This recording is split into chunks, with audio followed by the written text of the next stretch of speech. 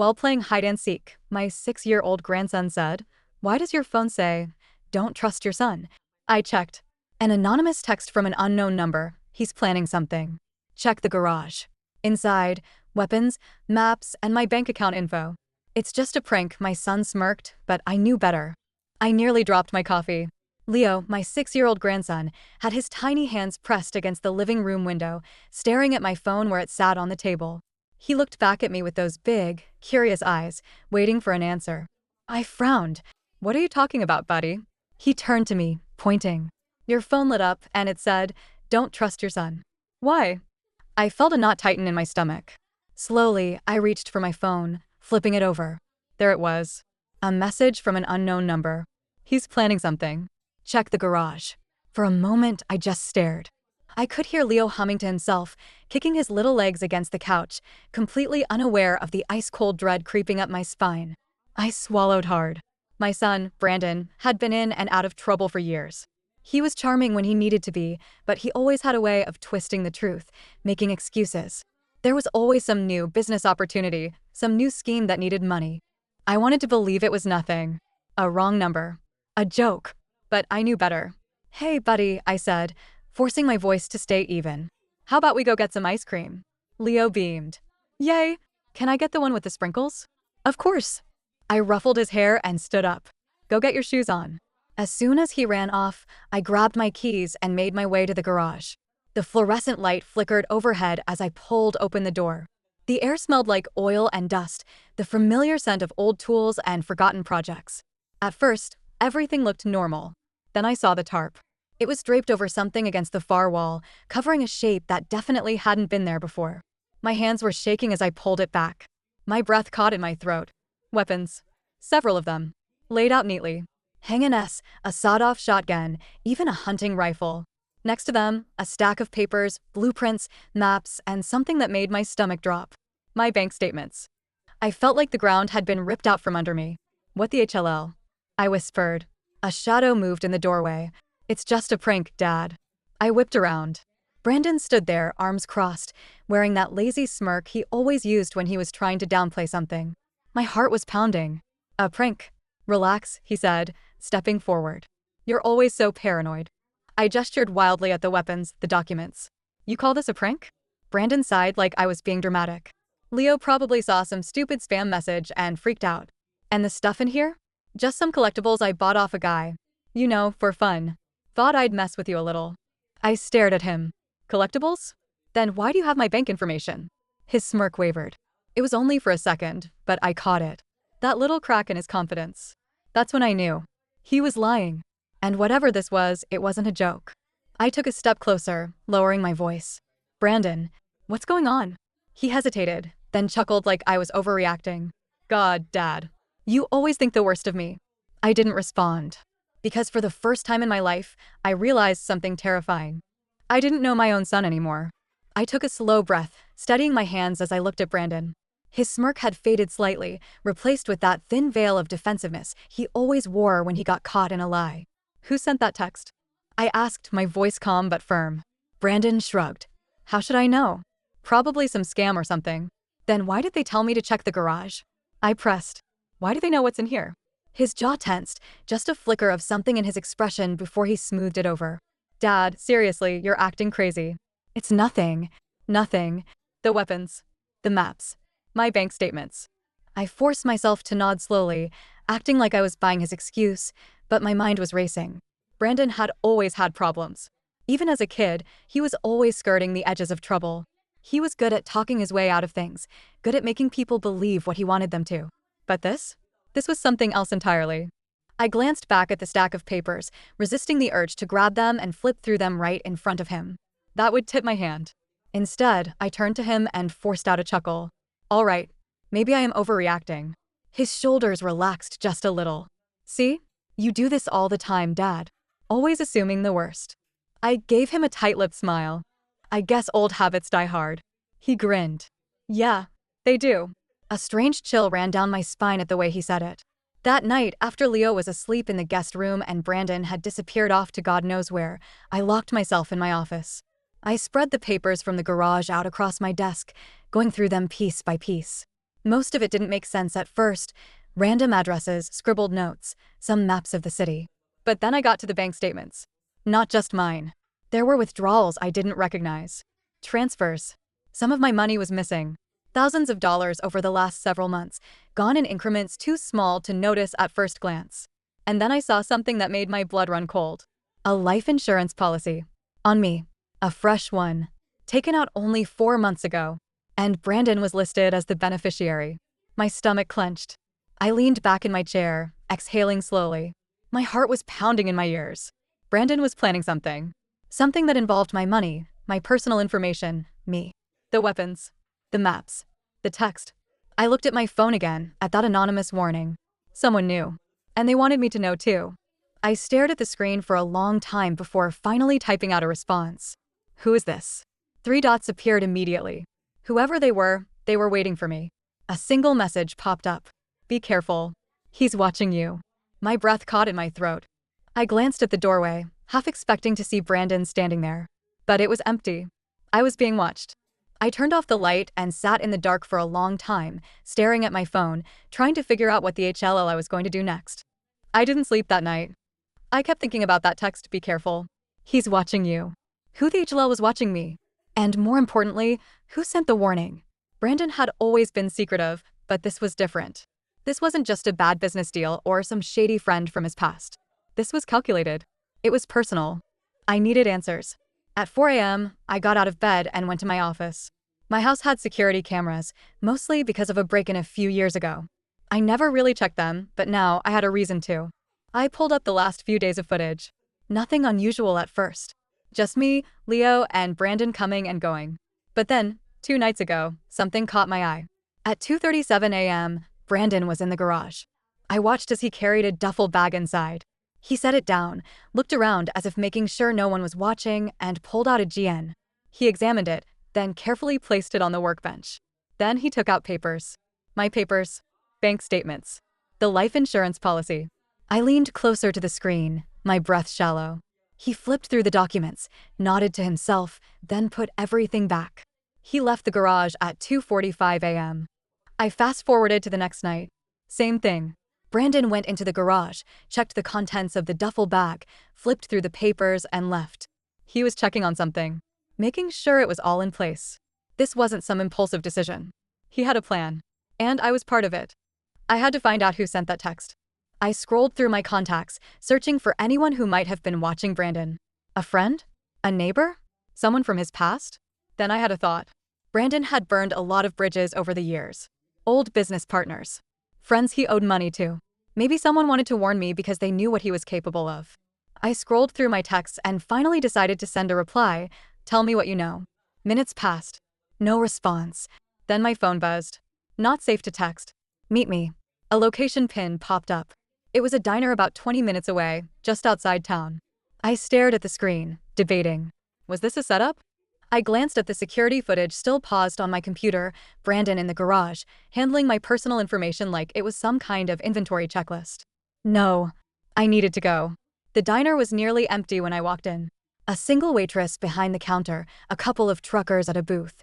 And then, near the back, a man with his hat pulled low over his face. He looked up when I approached. I froze. It was Caleb Mercer. I hadn't seen him in over a decade. He used to be Brandon's best friend. Practically lived at our house when they were teenagers. Then, one day, he just disappeared. I always figured he had gotten sick of Brandon's lies. You look like you've seen a ghost, he said, gesturing for me to sit. I slid into the booth. You're the one who sent the texts? He nodded. Yeah. I studied his face. He looked older than I remembered, hardened, wary. Why now? I asked. Caleb sighed. Because I know what he's planning. And I know you have no idea. I stiffened. Tell me. He hesitated, then pulled out his phone. Swiped through some photos. Turned the screen to face me. What I saw made my blood turn to ice. A storage unit. Packed with weapons. More than what I found in my garage. Blueprints of my house. A list of my assets. And my name circled, with one word written next to it in red ink. Eliminate. I swallowed hard. You're sure this is Brandon? Caleb nodded. He's in deep Harris. Owes a lot of people a lot of money. This isn't just about stealing from you. He needs you out of the way. I felt like the walls were closing in. My own son. My blood.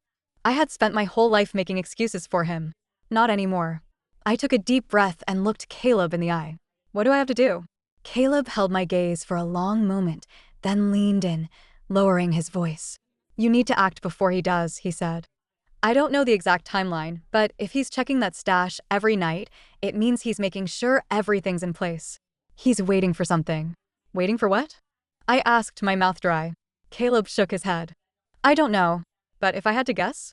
An opportunity. A moment when you're vulnerable. He's not the type to get his hands dirty unless he's got no other choice.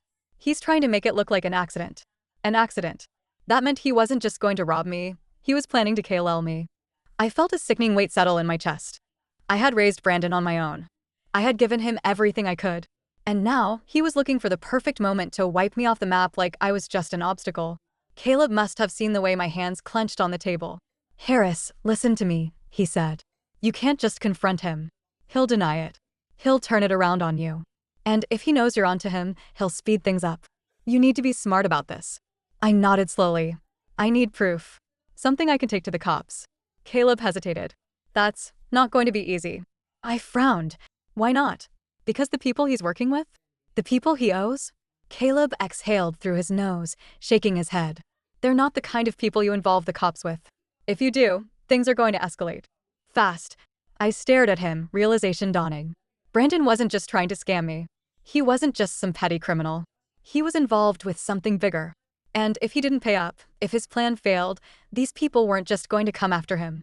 They'd come after me. They'd come after Leo. That settled it. I wouldn't go to the police. I'd handle this myself. When I got home, I acted like nothing had happened. I made Leo breakfast. I laughed at his jokes. I even made small talk with Brandon when he finally rolled out of bed around noon, stretching and yawning like he didn't have a care in the world. But inside, I was already setting the pieces in place. Step 1. I needed access to his phone. Brandon was careless. He always left his phone lying around, charging in the kitchen or sitting on the couch. All I had to do was wait for the right moment. It came that evening. He went to the backyard to take a call, leaving his phone on the counter. I grabbed it, my heart hammering, and quickly plugged it into my laptop. I had installed software years ago to back up my own phone, and it worked on his too. Within seconds, I had access to everything, his texts, his emails, his call history. I scrolled through his messages, searching for anything that would confirm what Caleb had told me. It didn't take long. There were texts to someone labeled JS. Brandon, relax. It's handled. Few more days, and the old man's out of the way. JS, make sure it looks natural. No mess. Brandon, I know what I'm doing. Just have the money ready. I swallowed hard. I kept scrolling. More texts. More details. They were planning to make my death look like an accident. A fall. A sudden medical event. Something clean. Something that wouldn't raise suspicion. I backed up everything, returned his phone, and sat down at the kitchen table. Brandon walked back in a minute later, scrolling through his notifications like nothing had happened. I watched him, my jaw tight. My son had just signed my death warrant. And he had no idea I was already one step ahead of him. I called Caleb that night. I have proof, I said. He let out a slow breath. Then you know what you have to do. I do. Brandon had made one fatal mistake. He thought I was weak. He thought I wouldn't fight back. He was wrong. The moment I hung up with Caleb, I knew there was no turning back. Brandon thought he was clever, but he underestimated me. He thought I was just his old man, too trusting, too soft, too blind to see what was right in front of me. But he had forgotten something. I had raised him, and I knew exactly how to take him down. The first thing I did was move some money.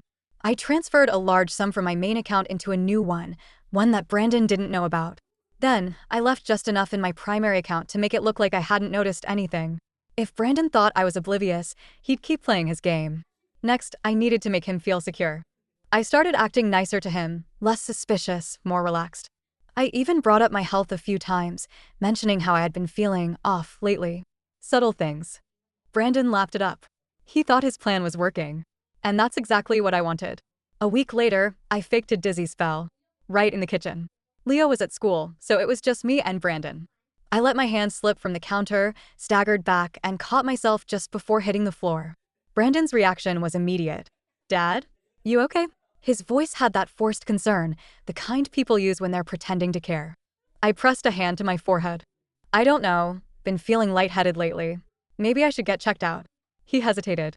I saw it, the flicker of damn it, not yet. You're probably just dehydrated, he said smoothly, moving to the fridge. You never drink enough water. He grabbed a bottle and handed it to me. Take it easy today. I took the water and nodded. Maybe you're right. I let him think he had time. Then, the next morning, I made my real move. Caleb helped me set up hidden cameras in the garage. They were small, tucked into corners where Brandon wouldn't notice. I also installed a recording app on an old phone and hid it inside a toolbox.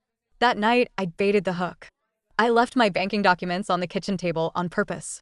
Then, I went to bed early. I knew Brandon wouldn't be able to resist. Sure enough, at around 1 a.m., I heard it. The soft creak of the floorboards. The shuffle of paper. He was checking the documents, seeing how much money was left. Then, he went to the garage. And I had him. The next morning, I acted completely normal. I made breakfast, chatted with Leo, even laughed at something on the news. Brandon had no idea that I had everything: the texts, the videos, the audio recordings. It was time to end this. Hey, Brandon, I said casually, pouring myself some coffee. Got a minute? He looked up from his phone. Yeah? Let's take a ride. He hesitated, then shrugged. Sure. I took him to the bank. As soon as we walked in, I went straight to the teller. I need to freeze my primary account. Brandon stiffened beside me. Wait, what? I looked him right in the eye. Oh, you didn't know? There's been some suspicious activity. I figured I should lock it down before someone tries to steal from me. His face went pale. I turned to the teller. I'd also like a full printout of all transactions over the last 6 months. Brandon opened his mouth, then closed it. His hands clenched into fists. Something wrong, son? I asked, keeping my voice even. He forced a laugh. Dad, come on. This is overkill. I tilted my head. Overkill? Someone's been draining my money. You wouldn't happen to know anything about that, would you? His jaw tightened. The teller handed me the printout. I scanned it and let out a slow whistle. Wow, look at that. Several unauthorized transfers. To your account. Brandon's face was blank. I can explain. I cut him off. Oh, I bet you can. I took a step closer, lowering my voice. I know everything, Brandon. The life insurance policy. The plan to make my death look like an accident. The text to your little business partner. Brandon's whole body stiffened. You're being ridiculous. I pulled out my phone and pressed play. His own voice filled the air. Brandon, relax. It's handled. Few more days, and the old man's out of the way. J.S. Make sure it looks natural. No mess. Brandon, I know what I'm doing. Just have the money ready. His face turned a sickly shade of white. Here's the deal, I said. You're going to transfer every last cent back into my account. Today. And then, you're going to leave. Brandon swallowed hard. What? You heard me, I said. You're done. Out of my house, out of my life. You'll never see a single dime from me again. And if you ever try anything like this again, I'll send all this evidence to the cops so fast your head will spin. His nostrils flared. You wouldn't. I leaned in, lowering my voice. Try me. A long silence stretched between us. Then, finally, he looked away. Fine, he muttered. And just like that, the fight drained out of him. Brandon transferred the money back. Every last cent. Then, he packed his things and left. He tried calling a few times after that, probably hoping to manipulate me, to find a way back in. But I ignored him. I had spent years giving him chances, making excuses, hoping he would change. He never did. And now he never would. Leo stayed with me for a while after that. His mother, Brandon's ex, was more than happy to let me take care of him. She had always known Brandon was trouble. One night, as I tucked Leo into bed, he looked up at me and said, Grandpa. Yeah, buddy. Why did Dad leave? I sighed, brushing his hair back. Because sometimes, people make bad choices. And when they don't fix them, they have to live with the consequences. Leo thought about that for a moment, then nodded. You'll never leave me, right? I swallowed the lump in my throat and smiled. Never. He curled up under the blanket, satisfied. Within minutes, he was asleep. I sat there for a long time, just watching him breathe. Brandon was gone. But I still had family. And I wasn't going to lose that again.